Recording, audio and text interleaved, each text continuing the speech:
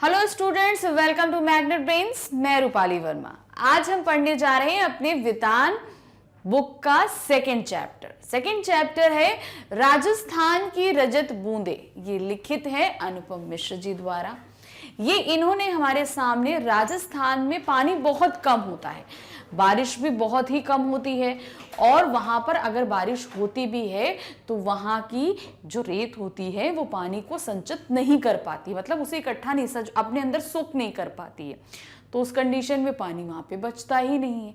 तो उसको बचाने के लिए जो वहां पर कुएं खोदी जाती है, कुआं मतलब चौड़ा होता है और कुएं पतली होती है, गहरी होती है, कुएं जितनी ही गहरी होती है, मगर वो चौड़ी नहीं होती, वो पतली होती है।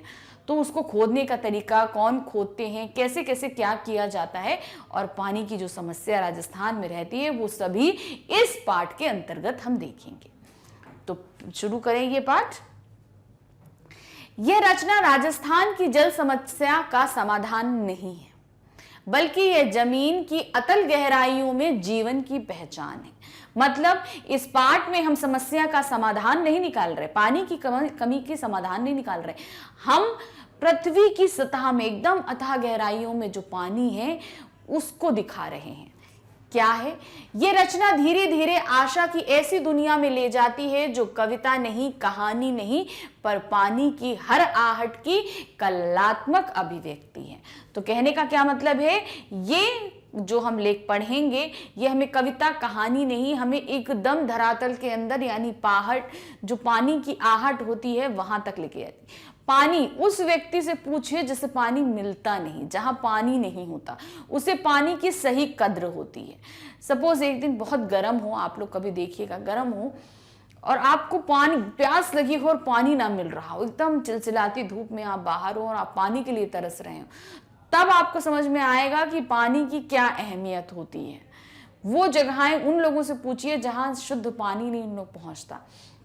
और राजस्थान तो ऐसी जगह है जहां पानी की तो बहुत ही त्राही त्राही रहती है। लेखक राजस्थान की रेतीली भूमि में पानी के स्रोत कुएं का वर्णन कर रहा है।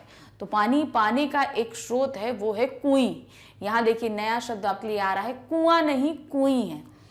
वर्णन करता है, वह बताता है कि कुएं खोदने के लिए चेलवांजी नाम काम कर रहा है। तो चेलवांजी, जब इन कुइयों को खोदने के लिए भी एक्सपर्ट चाहिए होते हैं तो उनको बोलते हैं चेलवांजी। यह बसौली से खुदाई कर रहा है, अंदर भयंकर गर्मी है। अब इन्होंने आपको बताया बसौली एक छोटा सा हथियार होता है, इतना छोटा, बस इतना मान के चलिए, इतना छोटा हथियार होता है। उसके आगे थोड़ा सा नुकीला पोर्शन होता है, जैसे हम लोग फावड़ा लेते हैं ना, फावड़ा होता है उसी तरीके के ये छोटा होता है, ऐसे ऐसे करके मिट्टी खोदता जाए उस तरीके, क्योंकि उसके अंदर इतनी जगह नहीं होती कि हम फावड़ा चलाएं। ये होता है छोटा छोटा सा, हम स्ट्रोक्स चला सकते हैं, इसलिए इसको बसौली कहते हैं। जमीन के अंदर जैसे जैसे गहराई में जाएगा बहुत ही गर्मी होती चली जाती है, दम घुटू गर्मी एकदम, क्योंकि जितना हम जाएंगे ऑक्सीजन कम होती जाती है। गर्मी कम करने के लिए बाहर खड़े लोग बीच बीच में मुट्ठी भर रेत बहुत जोर से नीचे फेंकते हैं। तो अब नीचे गर्मी कम हो उसके लिए क्या करते हैं, कुएं के ऊपर, कुएं तो अब नीचे जमीन के अंदर जा रही है, अंदर की तरफ चलती चली जा रही। अब जो ऊपर सतह पे लोग खड़े हैं वो क्या करते हैं, मुट्ठी में रेत लेते हैं और उस कुएं के अंदर डालना शुरू कर देते हैं। अब इससे क्या होता है, देखिए, इससे ताजी हवा अंदर आती है और गहराई में जमा दम घोटू गर्म हवा बाहर निकलती है। अब हवा अंदर खूब गर्म है, दम घोटू है, तो लोग जब मिट्टी फेंकते हैं तो उसके साथ ठंडी ठंडी ताजी हवा अंदर की तरफ जाती है, तो और गर्म हवा बाहर निकलती है। जब ताजी अंदर जाएगी तो गर्म बाहर की तरफ निकल आती है। चेलवांजी सिर पर कांसे, पीतल या अन्य किसी धातु का बर्तन टोप की तरह पहनता है। अब कोई भी बर्तन ऐसा ठोस, तो जैसे हम लोग जैसे स्टील का बर्तन जानते हैं उसी तरीके से कांसे का हो, पीतल का हो, वो सर पे पहनता है। क्यों पहनता है भाई, ऊपर से मिट्टी डाली जा रही है तो सर पे चोट ना लगे, इसलिए वो पहनता है, ताकि चोट ना लगे। थोड़ी देर खुदाई होने पर इकट्ठा हुआ मलबा बाल्टी के जरिए बाहर निकाला जाता है। तो जैसे कुएं में पानी बाल्टी डाली जाती है उसी तरीके से कुएं के अंदर बाल्टी डाली जाती है, उसमें सारे वो मलबा इकट्ठा किया जाता है और बाहर जो लोग खड़े हैं वो उसको खींच लेते हैं। चेलवांजी कुएं की खुदाई व चिकनाई करने वाले प्रशिक्षित लोग होते हैं। अब क्या है, कुआं जो ये कुएं बना रहे हैं ये खुदती जा रही है। अगर हम इसको ऊपर से, ये हमने छोटा सा गोल खोदा, अब वो जैसे जैसे गहराई में जाता है वो ऊपर से भरभरा के गिरने का डर भी रहता है ना।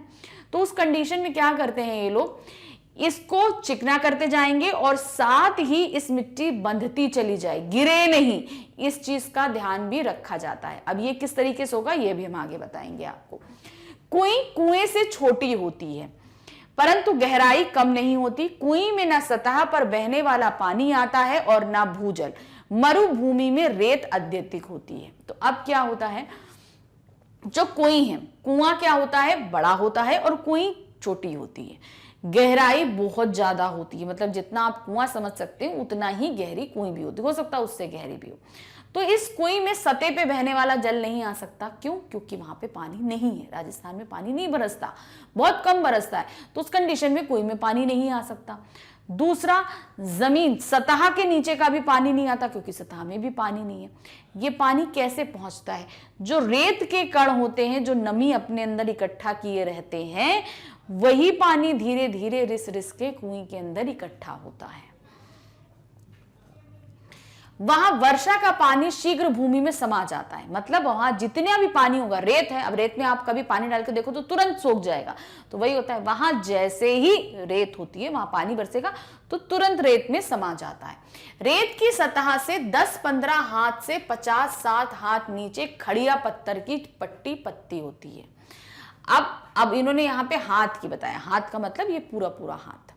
तो इस हाथ से 10-15 से लेकर 50-60 के बीच में एक खड़िया पत्थर, यानी कि आपको हम खड़िया पत्थर क्या बोले, कैल्शियम की एक, जिसको हम बोलते हैं, उसकी परत होती है, चूना पत्थर जिसको हम बोलते हैं। इस पट्टी में मिट्टी में परिवर्तन पता चल जाता है। जैसे ही ये पट्टी आएगी आपको मिट्टी का परिवर्तन पता, ऊपर सतह में क्या कहते हैं रेत है और नीचे मिट्टी आनी शुरू हो जाती। कुओं का पानी प्रायः खारा होता है। पीने के पानी के लिए कुइयां बनाई जाती हैं। कुएं में अगर पानी करेंगे तो वहां का पानी खारा हो जाएगा। क्यों हो जाएगा?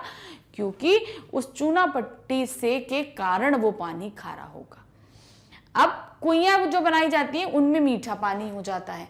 पट्टी पर तभी पता चलता है जहां बरसात का पानी एकदम नहीं समाता, और ये कहां, जहां पानी एकदम नहीं समाता वहीं पर पट्टी की फर्क पता चलने लगता है। यह पट्टी वर्षा के पानी व गहरे खारे भूजल से मिलने से रोकती है। तो ये पट्टी जो होती मिट्टी की, ये भूजल का जो गहरा खारा पानी है, खारा पानी नीचे होता है नमक वाला, वो और सतह का जो मीठा पानी है, इन दोनों को मिलने से वो पट्टी रोक देती है। अतः बरसात का पानी रेत में नमी की तरह फैल जाता है। जैसे बरसात हुई सारा पानी नमी की तरह फैल गया। रेत के कण अलग हो, वे चिपकते नहीं। अब रेत क्या है, आप चाहे जितनी कोशिश कर लो, आप जैसे मिट्टी होती है आपस में चिपक जाती है, रेत के कण तो कभी नहीं पिघलते, चिपकते, चाहे जितना पानी डाल लीजिए वो अलग ही रहेंगे। पानी गिरने पर कण भारी हो जाते हैं। जब पानी उस पर गिरता है तो क्या हुआ, कण भारी हो गए, परंतु अपनी जगह नहीं छोड़ते। इस कारण मरुभूमि में धरती पर दरार नहीं पड़ती। वर्षा का भीतर समाया जल अंदर ही रहता है। तो अब जैसे ही पड़ा, उसने अपनी जगह नहीं छोड़ी, वो अपनी जगह पर ही है, इसलिए दरारें आप देखते होंगे जमीनों में जब सूखा पड़ता है तो दरारें पड़ जाती हैं, लेकिन मरुभूमि में दरारें नहीं पड़ती। कारण क्या होता है, वो अपनी जगह छोड़ते ही नहीं, भारी जरूर होते हैं लेकिन वो वैसे ही रहते हैं, और फिर वो धीरे धीरे पानी सतह में समा जाता है।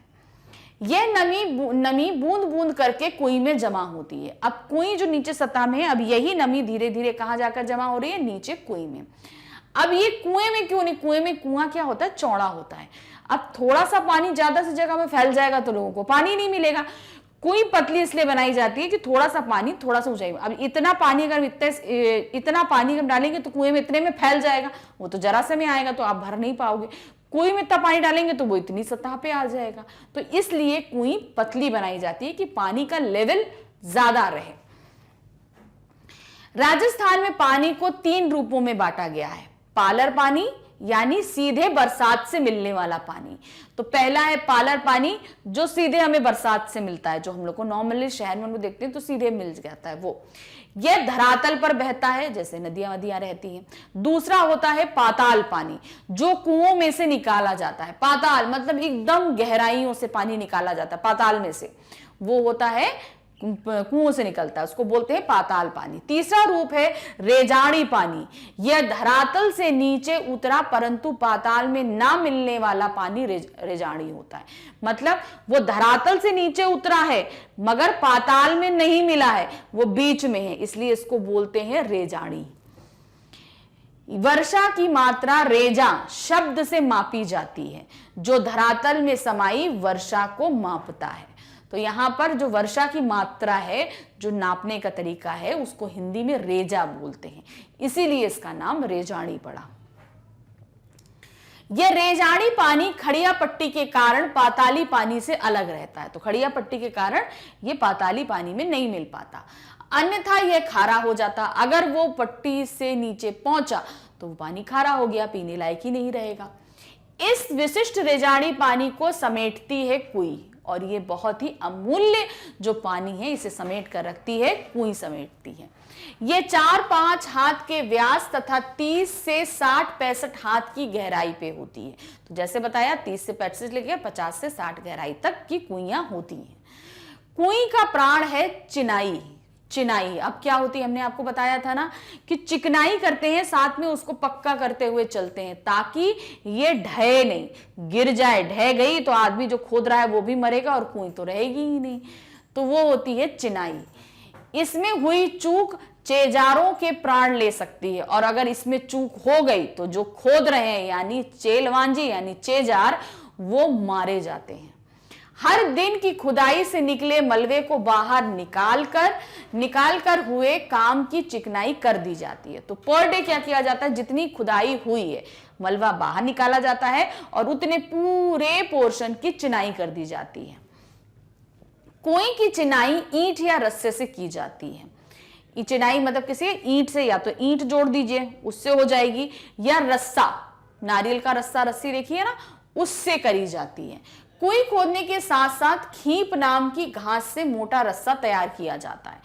तो अब जहां अंदर कुएं की खुदाई हो रही है, बाहर रस्सा तैयार किया जाता है। खीप नाम की एक घास है जो राजस्थान में मिलती है, उससे मोटा मोटा रस्सा तैयार किया जाता है। फिर इसे हर रोज कुएं के तल पर दीवार के साथ सटाकर गोल बिछाया जाता है। तो अब क्या है, ये जैसे गोला है, ऐसे ऐसे करके इसको ऐसे ऐसे करके सटा के इसको बिछाते हैं ताकि ये दीवार से लगता जाए।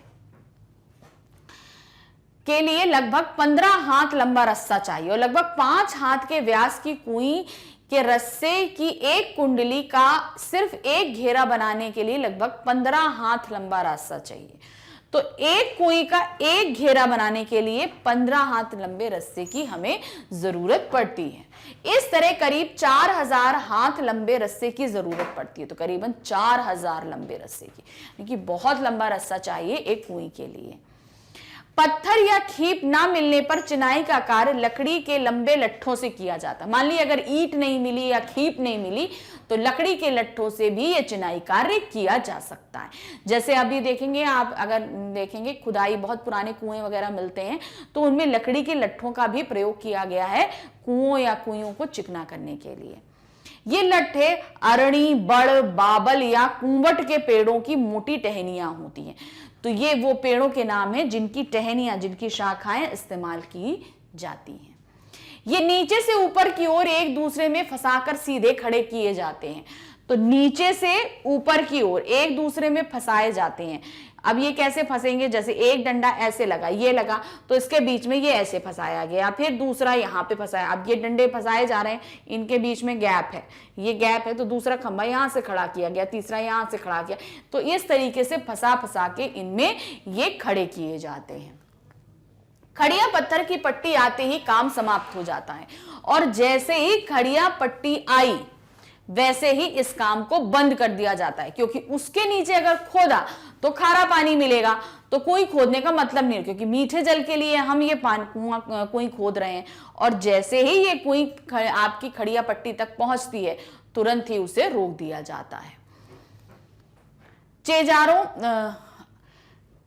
कुएं की सफलता उत्सव के अवसर पर बनती है। अब कुएं जैसे खुद गई, उसकी चिनाई हो गई पूरा, अब ये कार्य एक उत्सव होता है। क्यों उत्सव होता है, कारण क्या है, राजस्थान में पानी नहीं होता उस पर कुएं का बनना एक सफलता से कम नहीं होता। मतलब एक घर या एक परिवार को नहीं, पूरे एक गांव को उससे पानी मिल सकता है। तो इसलिए ये उत्सव मनाया जाता है, क्योंकि पानी तो प्राण है।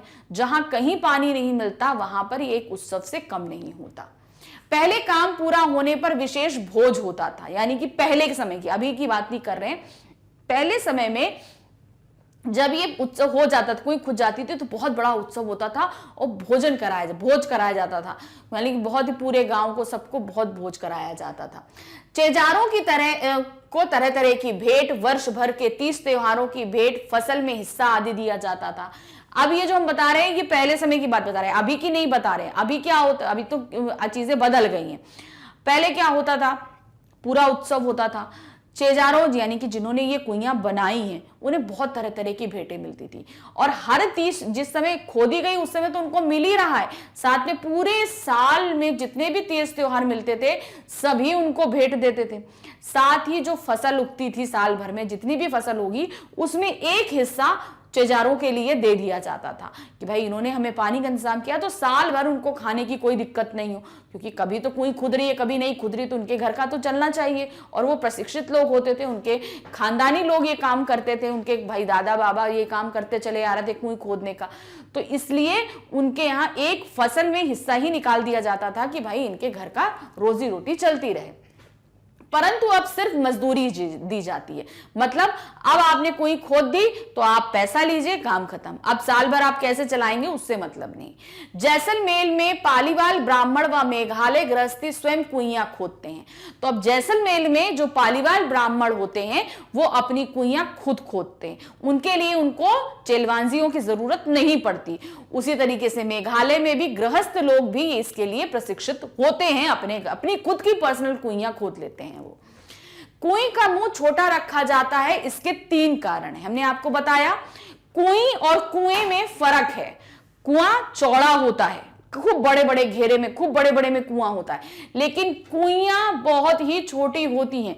आप मान के चलिए इससे ज्यादा चौड़ी कुइयां नहीं होती हैं। अब इसको छोटा रखने के 3 कारण होते हैं। पहला रेत में जमा पानी बूंद बूंद रिसता है। मुंह बड़ा होने पर कम पानी अधिक फैल जाता है। अब क्या होता, यहां पे पानी जो एकत्र किया जा रहा है कुइयों में, ये राजस्थान में जब कभी वर्षा होती है तो वर्षा बहुत कम होती है, तो जो होता है वो रेत के अंदर सोख जाता है, सतह पे नहीं आ पाता, और वो धीरे धीरे धीरे धीरे करके सतह पे उतरता है। तो कुइयों में इन सतह की नमी का जो पानी होता है वो धीरे धीरे बूंद बूंद बूंद करके जमा होता है। अब बूंद बूंद पानी जमा होगा, अगर उसकी सतह चौड़ी होगी जैसे कि कुएं की होती तो वो कम पानी तो बहुत में फैल जाएगा और पानी पीने के लिए नहीं मिलेगा। अब कुइयां पतली होती है तो क्या होगा, वो थोड़ा सा पानी ही जरा सी जगह में वो ज्यादा लेवल पे मिलेगा ताकि उसे बाहर निकाला जा सके, अतः इसे निकाला नहीं जा सकता। छोटे व्यास की कुएं में पानी 2-4 हाथ की ऊंचाई ले लेता है। पानी निकालने के लिए छोटी चड़स, अब छोटी चड़स, आप बाल्टी देखते हो, बाल्टी कैसे होती है, चौड़ी होती है। इसमें हम आपको बना के बताते हैं, बाल्टियां ऐसे करके ऐसे लंबी सी बाल्टियां होती हैं, ठीक है। लेकिन चड़स कैसे होते हैं, चड़स का तरीका अलग होता है। जैसे ये ऐसे होते हैं, इनके ऊपर रस्सियां बंधी होती हैं ऐसे करके, और ये नीचे डाल दिए जाते हैं, और फिर इनको डाल के, क्योंकि वहां पे पानी की गहराई कम है, तो उस सिचुएशन में क्या होगा, पानी गहराई अगर हम इतनी बड़ी बाल्टी डालेंगे तो ये तो सतह खोद देगी, पानी उतना आएगा नहीं। और चड़स में क्या होगा, ये छछला और पतला सा होता है, इसलिए पानी इसमें पूरा भर के बाहर आ सकता है। उसे निकाल, दूसरे छोटे मुंह को ढकना सरल है। अब उसमें धूल उड़ती है, रेतीले तूफान आते हैं, अगर बड़ा होगा तो उसको ढकना मुश्किल होता है, और कुइयों का पानी गंदा हो जाएगा। तो कुइयों का मुंह ढकने के लिए क्या कर देते हैं, छोटा है तो उसको आसानी से ढका जा सकता है। तीसरे, बड़े मुंह में पानी के भाप बनकर उड़ने की संभावना अधिक होती है। वहां इतनी गर्मी होती है कि पानी भाप बन जाता है तुरंत गर्मी भर के। छोटा मुंह होने के कारण उसके भाप बनने की संभावना कम रहती है। कुइयों के ढक्कनों पर ताले भी लगने लगे हैं। अब क्या हो गया है, लोग ताले लगाने लगे हैं। यदि कुएं गहरी हो तो पानी खींचने की सुविधा के लिए उसके ऊपर चिरनी या चक्री भी लगाई जाती है। यह गरेड़ी, चरखी या फरेड़ी भी कहलाती है। अब आप लोगों ने कुओं में देखा होगा पर्टिकुलर पानी खींचने के लिए चक्री लगाई जाती है। अब अगर कुएं बहुत गहरी, मान ली चूना पट्टी नहीं मिल रही है तो कुइयां बहुत गहरी हो जाती है, तो उसका कभी तो 4-5 हाथ पे ही आपको चूना पट्टी मिल जाएगी। अगर चूना पट्टी 4-5 हाथ पे मिली तो 60-65 हाथ पे अगर मिली तो कुएं सोचिए बहुत गहरी है। उस कंडीशन में उसके अंदर का पानी खींचने के लिए चरणी लगानी पड़ती है, जिसको फरेड़ी, चरणी और चरखी भी कहते हैं। खड़िया पत्थर की पट्टी एक बड़े क्षेत्र से गुजरती है। अब देखिए ये हर क्षेत्र में अलग अलग लेवल पे रहेगी ना, तो यहां पर भी बहुत लंबे क्षेत्र से गुजरती है। इस कारण कुएं लगभग हर घर में मिल जाती है। तो सभी घरों में अब सबकी पर्सनल होने लगी है। सबकी निजी संपत्ति होते हुए भी यह सार्वजनिक संपत्ति मानी जाती है। हर घर में कुएं हैं, लेकिन ऐसा नहीं है कि इस कुएं से हम ही पानी निकालेंगे, वो सार्वजनिक है। कोई भी आए, अगर उसकी कुएं में पानी नहीं है तो आकर हमारी कुएं से निकाल सकता है, ऐसा होता है। इन पर ग्राम पंचायतों का नियंत्रण रहता है। तो जितनी भी कुइयां हैं उन पे ग्राम पंचायत नियंत्रण करते हैं। भाई जैसे कुएं होते हैं, कुओं की देखभाल वगैरह भी ग्राम पंचायतों का के अधीन आती है, उसी तरीके से कुइयों का नियंत्रण भी जो है वो देखभाल सब कुछ करना ये ग्राम पंचायतों के अधीन ही आता है। किसी नई कुएं के लिए स्वीकृति कम ही दी जाती है, क्योंकि इससे भूमि के नीचे की नमी का अधिक विभाजन हो जाता है। मतलब अब खुद गई जितनी, लेकिन नई कुएं का जो खुदाई होती है वो आसानी से परमिशन नहीं मिलती। कारण क्या है, अगर एक ही जगह पे बहुत सारी कुइयां हो जाएंगी तो नमी का विभाजन हो जाएगा, मतलब किसी एक कुएं में ज्यादा पानी आ ही नहीं पाएगा। तो वो तरीका होगा, एक कुएं में ज्यादा पानी आए या 4 कुएं में उतना ही पानी फैल जाए, तो उससे बेटर है कि एक कुएं में ज्यादा पानी आए ताकि सबको आसानी से मिल सके। राजस्थान में हर जगह रेत के नीचे खड़िया पत्थर नहीं है। यह पट्टी चुरू, बीकानेर, जैसलमेर और बाड़मेर आदि क्षेत्रों में तो हर जगह नहीं पाई जाती।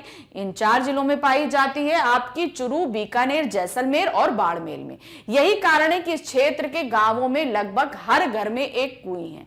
तो इस क्षेत्र के गांवों में अगर आप कभी जाएंगे तो यहां आपको कुइयां लगभग हर जगह, हर घर के सामने देखने को मिलेंगी।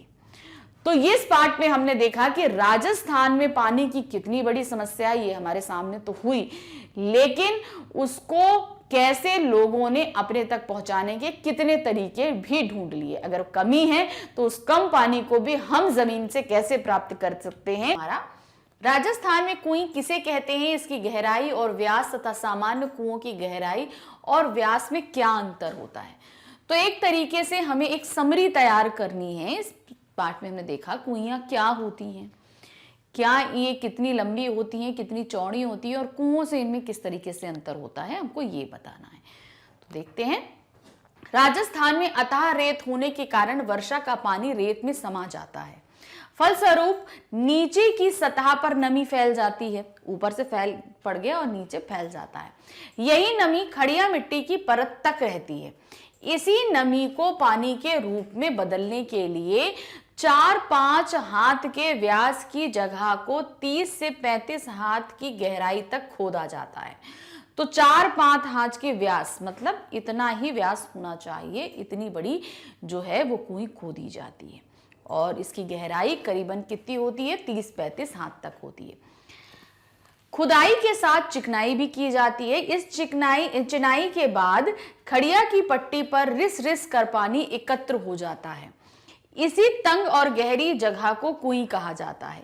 कुएं केवल व्यास में कुएं के व्यास में छोटी होती है, पर गहराई में कुएं जितनी ही होती है। व्यास मतलब ऊपर का जो घेरा होता है, चौड़ाई जो होती है वो कम होती है, लेकिन गहरी कुएं जितनी ही होती है। इसका मुंह इसलिए छोटा रखा जाता है क्योंकि यदि कुएं का व्यास बड़ा होगा तो उसमें कम मात्रा में पानी ज्यादा फैल जाएगा और तब उसे ऊपर निकालना कठिन हो जाएगा। तब पानी ज्यादा फैलेगा तो ऊपर नहीं आ पाएगा, क्योंकि हम जब बाल्टी या कुछ भी डालेंगे तो उससे पानी निकल नहीं पाएगा। क्वेश्चन नंबर 2 है, दिनों दिन बढ़ती पानी की समस्या से निपटने में यह पाठ आपकी कैसी मदद कर सकता है तथा देश के अन्य राज्यों में इसके लिए क्या उपाय हो रहे हैं, जानें और लिखें। तो ये हमें बता रहा है कि पानी की समस्या से ये पाठ हमें निपटने का एक तरीका बता रहा है कि बूंद बूंद पानी भी कितना जरूरी होता है। साथ ही इस पानी की समस्या में अलग अलग राज्य क्या क्या गतिविधियां कर रहे हैं ये देखना है। तो इसके लिए आप कुछ सर्च भी कर सकते हैं और अपने आप भी इन सब चीजों को लिख सकते हैं। दिनों दिन पानी की समस्या विकराल रूप ले रही है। मानव की प्रकृति के अत्यधिक दोहन के कारण पानी की समस्या भयंकर होती जा रही है। नदियों का जल स्तर घटता जा रहा है। सभी राज्यों में लोग पानी की कमी से जूझ रहे हैं। ऐसे वातावरण में राजस्थान की रजत बूंदे पाठ से हमें जल प्राप्ति के अन्य उपायों और पानी के समुचित प्रयोग पर विचार करने में मदद मिलती है कि मतलब हम और किन तरीकों से, अब देखिए इसमें एक तरीका दिया था पानी कुएं खोद के जमीन की नमी को ही लेना, नमी से पानी एकत्र करना। तो ये एक तरीका बताया गया है जिसे हम अप्लाई कर सकते हैं। देश के अन्य भागों में पानी की समस्या निपटने के लिए कई सरकारी और गैर सरकारी अभियान चलाए जा रहे हैं। लोगों को प्रिंट मीडिया, विज्ञापन कार्यक्रमों, सिने जगत की हस्तियों द्वारा पानी की कमी के विषय में अवगत कराया जा रहा है। मतलब बड़ी बड़ी सेलिब्रिटीज जो हैं वो कई माध्यम से पानी की कमी के लिए बता भी रहे हैं। गांवों और शहरों में वर्षा के पानी के बचाव के कई उपाय किए जा रहे हैं। गांवों में तालाबों का पुनर्निर्माण किया जा रहा है। मतलब जहां पानी संचय हो, तालाब, कुएं, बावड़ी छोटे छोटे हर तरीके से बनाए जा रहे हैं जिनमें वर्षा का पानी एकत्र होकर रह सके। और पुनर्निर्माण का मतलब है कि वो और गहरे खोदे जा रहे हैं। छोटे कुएं, बावड़ियां, जलाशयों का निर्माण कर पानी के भूमिगत जल स्तर को बढ़ाया जा रहा है। तो इनको इसलिए बनाया जा रहा है कि इनका जो भूमिगत जो जल है वो उसका स्तर बढ़े, क्योंकि इनमें पानी रहेगा तो वो धीरे धीरे नमी अंदर जाती रहेगी और जो अंदर भूमिगत स्तर का जो जल का है वो बराबर बना रहेगा। अब वर्षा के जल के संचयन की आवश्यकता है।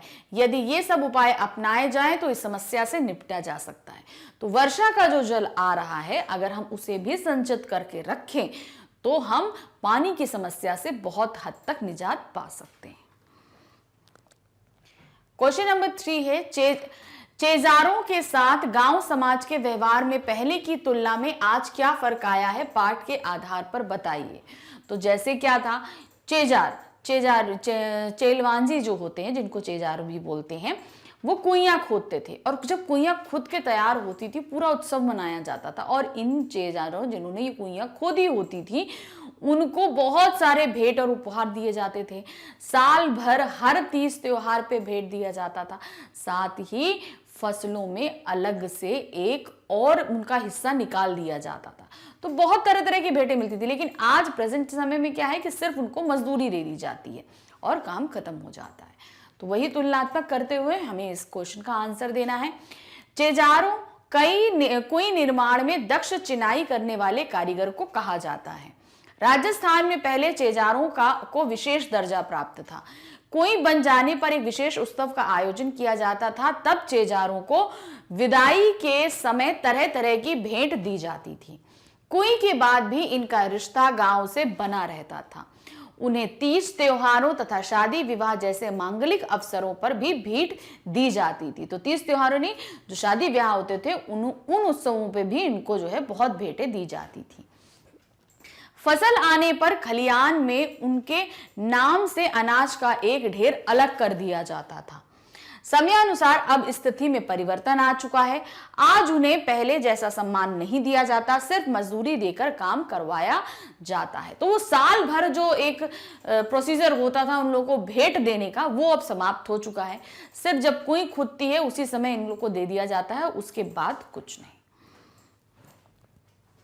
नेक्स्ट क्वेश्चन है क्वेश्चन नंबर 4। निजी होते हुए भी सार्वजनिक क्षेत्र में कुइयों पर ग्राम समाज का अंकुश लगा रहता है। लेखक ने ऐसा क्यों कहा? इसका कारण क्या है?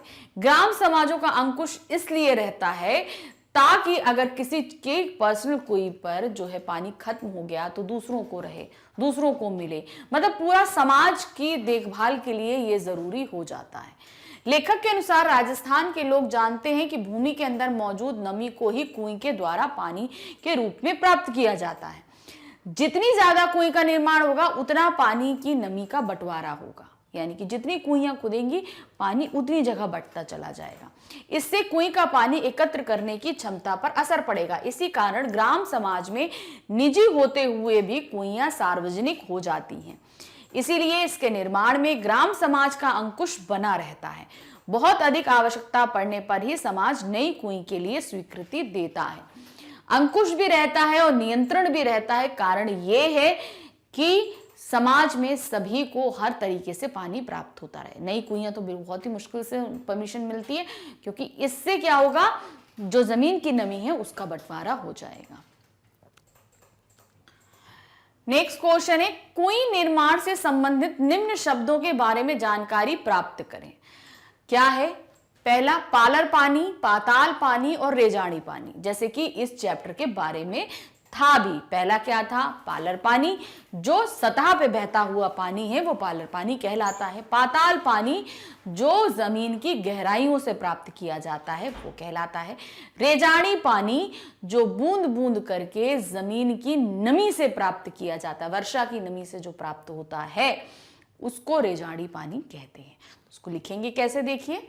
राजस्थान में पानी के 3 रूप माने जाते हैं। पालर पानी, पालर पानी का अर्थ है बरसात का सीधे रूप से मिलने वाला जल।